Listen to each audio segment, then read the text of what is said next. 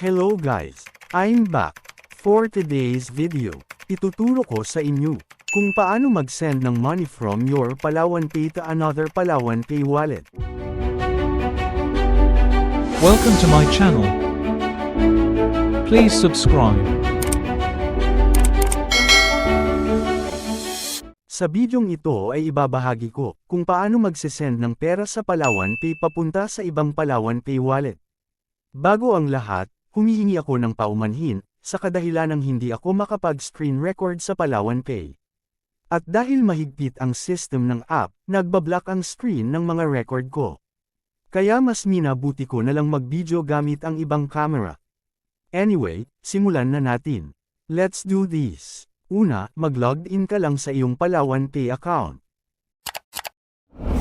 Kung naka-logged in na, at nakarating ka na sa dashboard or homepage ng iyong account, hanapin at i-click lang ang Send Money.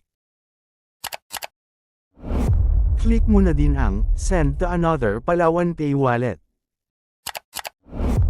Type mo ang number ng pagsisendan mo ng pera. Tapos, click ang Next. Mapupunta ka na sa screen kung saan maglalagay ka na ng amount na isesend mo. Pwede mong i-check ang Send SMS Verification to Receiver para maka-receive ng text ang pagsesendan mo na nag-send ka ng pera kaso may charge yung na piso. Pwede mo din i-on ang Protect Padala, Anti-Scam Insurance. Nasa sa iyo yan. May charge naman na 18 pesos. Since for tutorial lang ang video na ito, skip ko na lang ang mga yan. Kung okay na, click mo na ang Send. Dahil hindi ako nag-on ng Protect Padala, magno-notify muna sila niyan. Para magtuloy ka, click mo ang Continue without Protect Padala.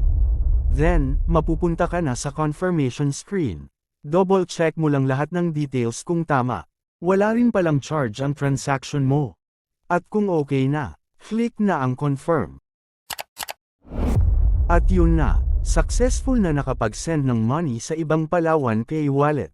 Sa point na ito, pwede mo screenshot ang resibo mo para may copy ka. Para ma-check, click mo ang Back to Home. At nagbawas na nga sa aking Palawan Pay wallet.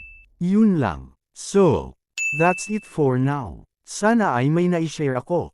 Salamat. Please subscribe for more. Kaya naman hanggang dito na lang. Hanggang sa muli. Bye-bye.